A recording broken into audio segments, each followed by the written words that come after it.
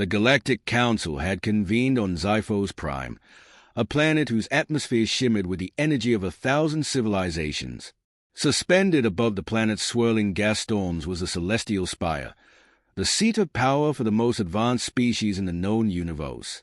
It was a marvel, an artificial structure the size of a moon, housing entire ecosystems, data archives spanning millennia, and chambers where the fate of lesser species was decided. Today, humanity was on trial. The Grand Hall was a vast circular coliseum, its walls lined with banners from the major galactic powers. The air was thick with alien scents, metallic pheromones from the Zelari, the faint scent of ozone from the prime intellects, and the musty exhalations of the juggernaut warlords. The council chamber itself was a spectacle, a dome of shimmering starlight, where the most powerful beings in the galaxy sat upon their elevated thrones. At the center of it all, standing alone, was Earth's lone representative, General Jonathan Graves. He was no diplomat, no scientist, no politician. He was a soldier, a man who had seen war in all its horror, who had fought in the darkest corners of the Earth. At nearly 50, he was grizzled, scarred, and far from the youthful warriors that other species had sent to prove their worth. But there was something in his stance, a quiet confidence, a readiness, that unsettled even those who had fought for centuries. The tribunal was led by Chancellor Vorthan, an elder of the Zelari Dominion. His reptilian scales glistened like obsidian under the artificial lights. His species had conquered entire star systems before humanity had even learned how to forge steel. His voice was slow, deliberate, and filled with contempt. "Humans of Earth," he began, his forked tongue flicking between words. "You stand before this council as a fledgling species, seeking to claim a place among the stars." A murmur of amusement rippled through the chamber. Vorthan gestured toward a floating display, which flickered to life with images of human history, wars, pollution, famine, nuclear explosions, terrorism, the worst moments of human civilization, displayed like a list of crimes.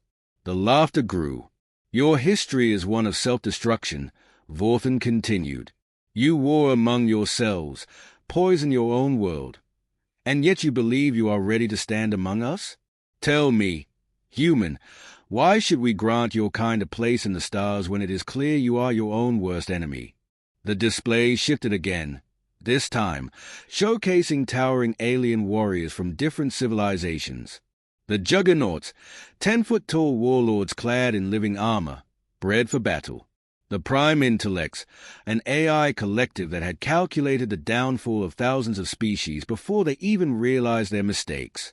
The Sylphari, a race of near-mortal energy beings who wielded technology indistinguishable from magic. Each had proven themselves in the Crucible, a series of trials designed to test the limits of a species' greatest warrior. No civilization had ever been accepted into the council without passing it. "You lack strength," a juggernaut warlord boomed, his voice like grinding stone. "You are fragile, weak. You lack logic," an AI construct from the prime intellects added. "Your species is driven by emotion, irrationality. This is your flaw." A Sylphari envoy, her form shimmering like a living star, tilted her head in amusement. "Your lifespans are insignificant. You live less than a century. You cannot hope to comprehend eternity." More laughter, more mockery. Through it all, General Graves remained silent, unmoved, unshaken. Then, finally, he spoke. "You're all missing the point." The chamber fell silent. It was not loud or aggressive, but the absolute certainty in Graves' voice made the laughter die in an instant. "You talk about our wars, our flaws, our so-called weaknesses," he continued, his tone calm. "You judge us by our past. But let me ask you something." He stepped forward, his eyes sweeping the chamber, unflinching, unafraid. "If we are so weak, if we are so irrational, why are we still here?" The question hung in the air like a challenge. "You've all seen species rise and fall. Empires collapse. Civilizations vanish. Yet, despite everything we've been through, wars, disease, famine, we endure. Graves' voice hardened. Because we are not defined by our weaknesses. We are defined by how we overcome them. He took another step forward, and suddenly, the alien titans towering over him no longer seemed so imposing. You talk about strength? Strength isn't just about muscle or technology. Strength is about adaptability. We don't have claws, or fangs, or armored hides. But we learn. We evolve. We change. He turned his gaze to the AI construct. You talk about logic. You think emotion is a flaw. But emotion drives us. Passion fuels us. We fight not for survival alone, but for something greater, for honor, for loyalty, for each other. That is not a weakness. That is our greatest weapon. Finally, he locked eyes with the Juggernaut Warlord, the largest being in the room. You think us fragile. But there's a difference between fragile and unbreakable. The chamber was deathly silent. Graves took a deep breath. He had them now. Every civilization in this room was once where we are now. A fledgling race. Mocked. Looked down upon.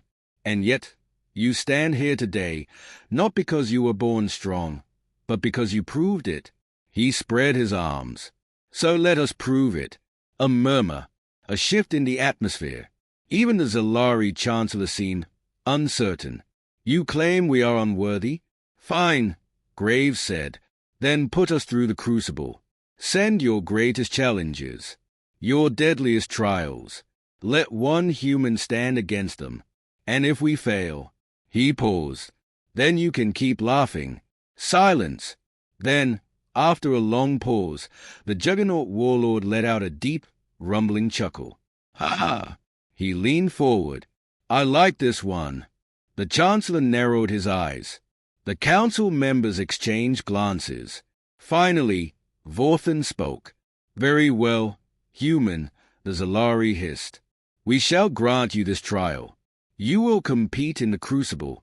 He bared his sharp teeth. And when you fail, humanity will be sealed off from the stars forever. Graves exhaled, then gave the smallest smirk. We'll see about that. And with that, humanity's fate was sealed. The crucible had begun. The crucible was not a game.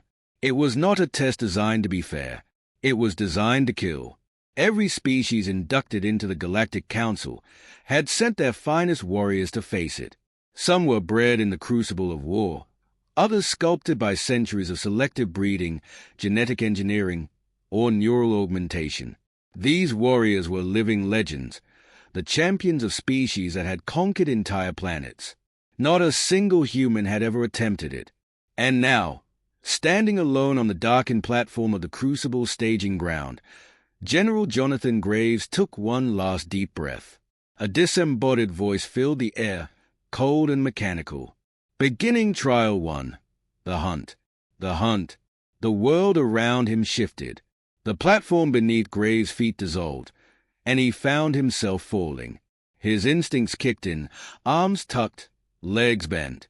The wind roared past him as he plunged through dense mist, until suddenly he crashed through a canopy of massive alien trees, his body twisting as he struck thick branches before landing hard in the undergrowth. Pain shot through his ribs, but he forced himself to breathe, to stay calm. Then he heard it, a low, guttural snarl. The jungle was alive. Bioluminescent fungi pulsed in eerie rhythm, casting shifting shadows across twisted roots. The air smelled of damp earth, but something else lingered beneath it. Something metallic. He was being hunted. The Crucible had released a Zalorian stalker into the jungle, a creature responsible for the deaths of more alien warriors than any single weapon in recorded history. 8 feet tall, invisible when still, faster than a bullet, a set of retractable claws sharper than diamond, capable of slicing through titanium like warm butter. And it was watching him. Graves did not move. Every instinct screamed at him to run, to find higher ground. But this was not his first hunt. He had fought in jungles before, Sierra Leone, Malaysia, South America. He knew how predators thought. If you move first, You lose.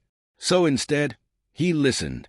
A faint clicking sound, almost imperceptible, but there, moving right, slowly. Got you. Graves carefully reached to his belt, fingers brushing against the handle of his combat knife. No guns, no high-tech equipment, just steel, wit, and experience. Then, a blur. The stalker lunged. Graves rolled left at the last second, the beast's claws carving deep gashes into the tree behind him. He felt the wind of its strike as he twisted midair, his blade flashing forward. A screech. Contact. The knife found flesh, carving across its flank. Not deep enough to kill, but enough to make it bleed. The stalker shrieked, its camouflage flickering. Graves caught his first real glimpse of the beast. A nightmare made of muscle and blades, 6 glowing red eyes fixed on him with seething hatred. It vanished again, but now it was bleeding, and blood was a weakness. Graves grinned. You're mine now. For the next 2 hours, the SAS general did not fight the stalker. He hunted it. He moved carefully, forcing the creature into the open, using its own blood trail against it. He studied its habits, its movements, its tendencies, where it hesitated, where it felt overconfident. And when the final confrontation came, Graves didn't attack head-on. Instead, he used the oldest trick in the book. He set a trap, a clearing, a false sense of security. He let the beast think it had won, until it stepped exactly where he wanted it to. A hidden spike trap triggered. The stalker reeled back, impaled through the chest. Graves didn't hesitate. He leapt onto its back, knife flashing, one brutal strike to the throat. The monster collapsed. The jungle fell silent. Humanity had passed the first trial. The gauntlet. Graves barely had time to catch his breath before the next trial began. The jungle dissolved, and he was somewhere else. A war zone. The battlefield stretched for miles, filled with trenches, destroyed vehicles, and mechanical sentries scanning the terrain. A towering citadel loomed in the distance. His objective. The Crucible's gauntlet was legendary. It was a simulated war that adapted to the challenger's every move, changing the battlefield in real time to counter their strengths and expose their weaknesses. No warrior had ever lasted longer than 2 hours. Graves lasted 6. He didn't fight like the others, didn't rush forward like a brute, didn't rely on overwhelming firepower like the cybernetic warriors of the prime intellects. He outthought the system. He scavenged. He used enemy weapons against them, repurposed traps meant for him. He baited drones into ambushes, rewired targeting systems, and forced the AI to fight itself. When the battlefield shifted to box him in, he vanished. He became a ghost, moving between the cracks of the simulation, adapting faster than the system could process. In the final moments, when the AI deployed its deadliest weapon, a mechanized warlord twice his size, clad in unbreakable armor, Graves did not attack it directly. Instead, he hacked the battlefield itself. He overloaded the system. The environment collapsed. The warlord shut down. The simulation crashed. For the first time in history, a competitor had beaten the gauntlet. The Chamber of Judgment. When Graves emerged from the Crucible's depths, blooded but victorious, the council chamber was silent. No more laughter. No more mockery. Even the Juggernaut warlord, who had mocked him earlier, now watched with newfound respect. The AI constructs remained motionless, their advanced algorithms struggling to compute what they had just witnessed. And Vorthan, the Zalari Chancellor, his claws tightened against his armrest. This was not the result they had expected. Graves cracked his neck, wiping blood from his brow. Then he looked up, locking eyes with the council. His voice was calm. Still think we're weak. Humanity was no longer just an observer. They were a contender, and the galaxy was finally paying attention. The Galactic Council was no longer amused. What had begun as a mere formality, a spectacle meant to humiliate humanity and reinforce their inferiority, had now transformed into something none of them had expected. General Jonathan Graves had survived the hunt, besting a Zalorian stalker that had killed warriors from far more advanced species. He had conquered the gauntlet, not through brute force but by breaking the system itself.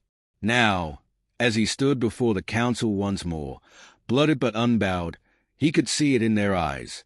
They weren't laughing anymore. The unexpected challenge. Vorthan, the Zelari Chancellor, leaned forward, his reptilian fingers tapping against the armrest of his throne.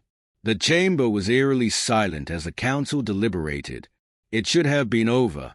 No species had ever come this far without being accepted. The crucible was not designed to be won. It was designed to measure persistence, ingenuity, and resilience. Humanity had proven all three. And yet, something in Vorthan's gaze sent a cold wave of unease down Graves' spine. "We underestimated you, human," Vorthan finally said, his forked tongue flicking between words. "You have passed where many have failed. And yet," he gestured lazily toward the council, "there are those who believe your victories are insufficient." Graves frowned. "Insufficient?" A different voice spoke, cold, mechanical, and absolute, statistically anomalous. The prime intellects, the AI collective that had guided countless species to either glory or extinction, spoke in unison. Their glowing forms pulsed in synchrony, their calculations beyond human comprehension. "Your methods are erratic, unpredictable, unorthodox. You operate outside established efficiency parameters." Graves smirked. "You mean I don't follow your playbook?" "Silence." "Then, correct." He exhaled, his hands tightening into fists. Of course, he hadn't played by their rules. That's why they were afraid. "Then what's next?" he asked, crossing his arms. "Another trial." Vorthan smiled, a cold, calculated expression. "Not just any trial." His claws clicked against the console, and a new image filled the chamber. A warrior, 10 feet tall, encased in living armor that pulsed with an eerie blue glow. 4 arms, each holding a different weapon, a plasma blade, an energy hammer, a sonic disruptor, and a molecular whip. Graves knew immediately what he was looking at. A juggernaut warlord, one of the deadliest warriors in the known galaxy. "Meet High Warlord Ka, champion of the Juggernaut clans," Vorthan said, his voice dripping with satisfaction. "He has agreed to face you in the Trial of Titans." Murmurs spread through the chamber. The Trial of Titans was not part of the standard crucible. It was reserved for personal challenges, a death match where only one warrior walked away. The Juggernauts had not issued one in over 300 years. And yet, here they were. Graves understood immediately. They weren't just testing him anymore. They wanted to kill him. The arena of the fallen. The battlefield was unlike anything Graves had faced before. A colossal coliseum, larger than any stadium on Earth. Floating drones hovered above, broadcasting the fight to the entire council and its many allied worlds. The ground beneath him was blackened stone, scarred by battles past. The air was heavy with the weight of history. Graves rolled his shoulders, standing alone in the center. No weapons, no armor. The arena rumbled. Across from him, Ka entered. The Juggernaut warlord was a mountain of living weaponry, his armor shifting like liquid metal. His 4 glowing eyes fixed on Graves with something between amusement and hunger. "You are small," Ka rumbled, his voice deep and resonant. "You will break easily." Graves exhaled. "You talk too much." A deep chuckle. "Then let us see if your bones shatter as easily as your words." A thunderous horn sounded. The fight had begun. Man versus Titan. Ka moved first, a blur of motion that no being of his size had any right to achieve. The plasma blade carved a path of fire through the air, a deathstroke meant to end the fight instantly. But Graves was already moving.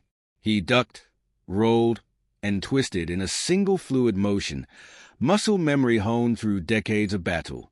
The plasma blade missed by inches, the heat searing the air around him. Graves didn't stop. He closed the distance, driving his fist into the gap between Ka's armor plating. The impact barely fazed the warlord, but it got his attention. Kaiser lashed out. The energy hammer came next, a blow that would have turned any normal human into paste. Graves dodged left. Barely. The shockwave cracked the arena floor where he had stood a second before. He was faster. Not stronger. Not tougher. But faster. And that was his edge. Kaiser swung again, the molecular whip snapping toward him at supersonic speed. Graves threw himself forward, inside the range of the weapon before it could reach full force. The warlord hesitated, just a fraction of a second, and that was all Graves needed. 1 second to analyze. The armor, the joints, the weak points. 2 seconds to commit. He lunged, planting a boot against Kaiser's knee, forcing it sideways. The juggernaut stumbled. 3 seconds to strike. Graves grabbed the warlord's plasma blade mid-swing, redirecting it in one brutal motion. The energy weapon carved through Kaiser's own armor, burning deep into his side. The Colosseum fell silent. Kaiser staggered. He looked down at the wound in disbelief. A human, a mere human, had just wounded him. Graves exhaled, his body screaming in protest. But he ignored the pain. He stood tall, meeting the warlord's gaze. "You're good," he admitted, "but I fight to win."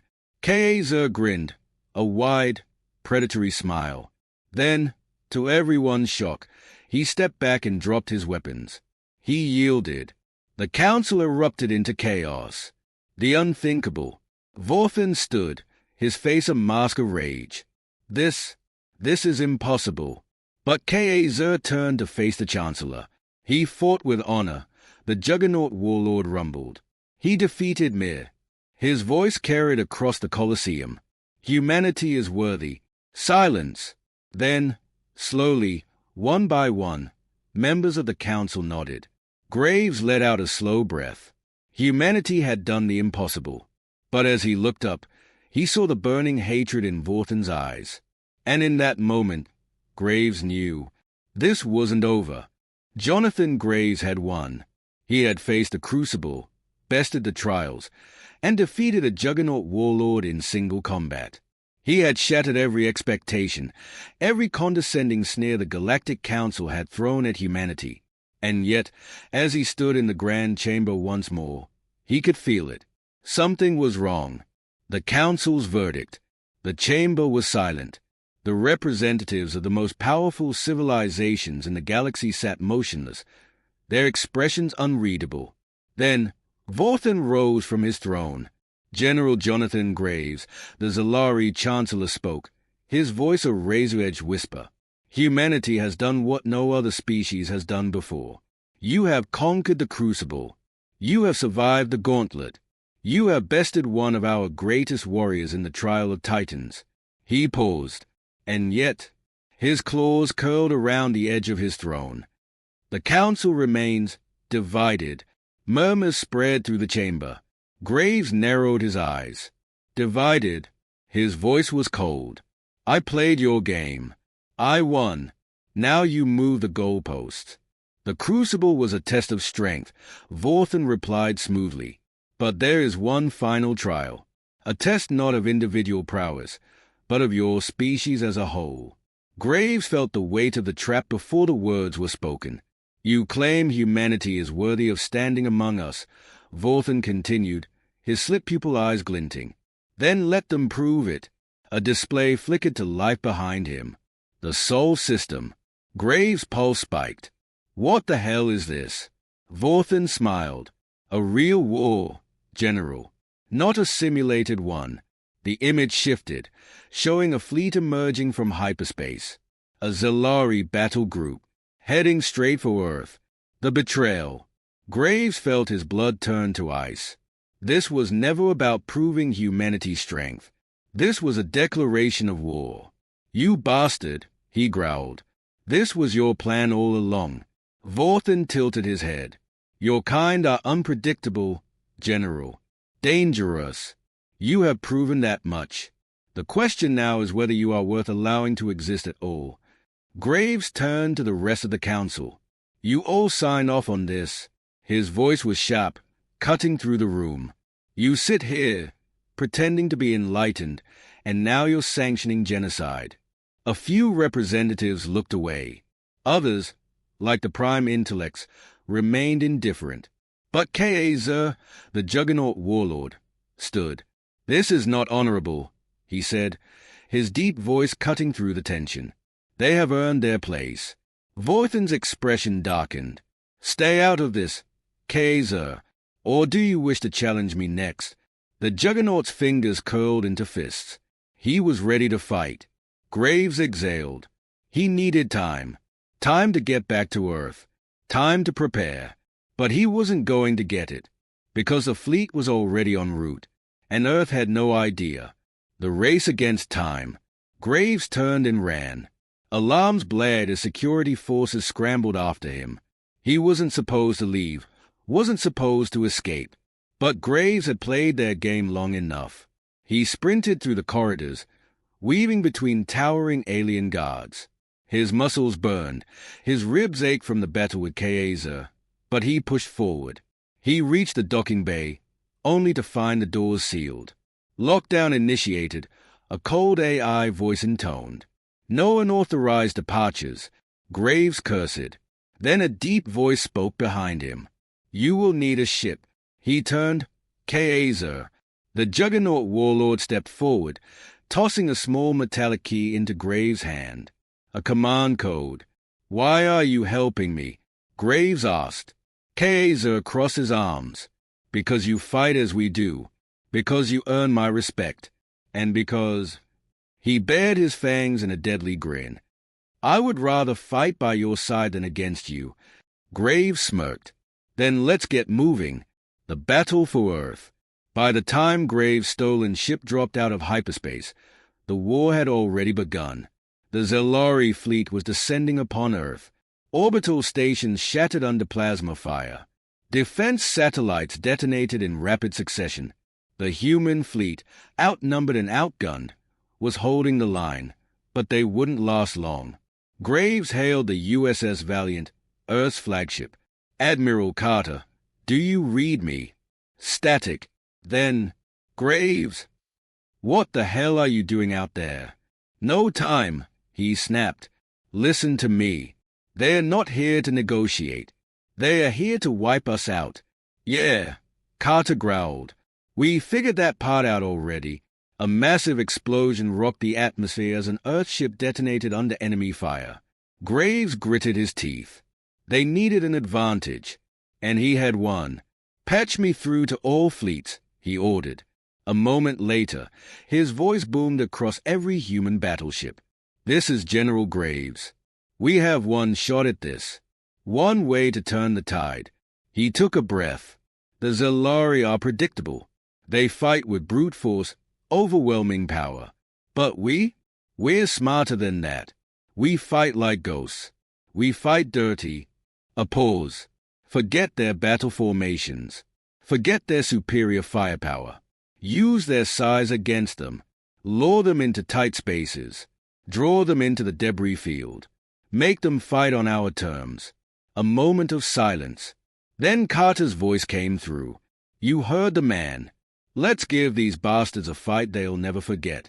The turning point. The battle shifted. Instead of meeting the Zellari head-on, human ships vanished into the asteroid fields and orbital wreckage. They baited the enemy into traps, used hit-and-run tactics, launched surprise attacks from blind spots. And suddenly, the tide turned. Zellari dreadnoughts, unable to maneuver, became sitting ducks. Battleships collided in confusion. Their own numbers became their weakness. And then, reinforcements arrived. Kaiser's juggernaut fleet dropped out of hyperspace. They had seen enough, and they had chosen a side. The battle turned into a rout. The Zellari, once so confident, found themselves outmaneuvered, outgunned, outmatched.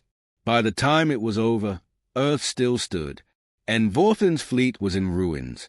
Epilogue, a new era. The Galactic Council had no choice. Humanity had won, not just a battle, but their place in the stars. The official declaration came weeks later. Humanity was recognized as a full member of the Council. Vorthan, he vanished, his power broken, his scheme shattered. As for Graves, he stood before the Council one last time. This time, they listened, and his final words echoed across the galaxy. "You wanted to know if humanity was worthy." He smirked. "Now you know.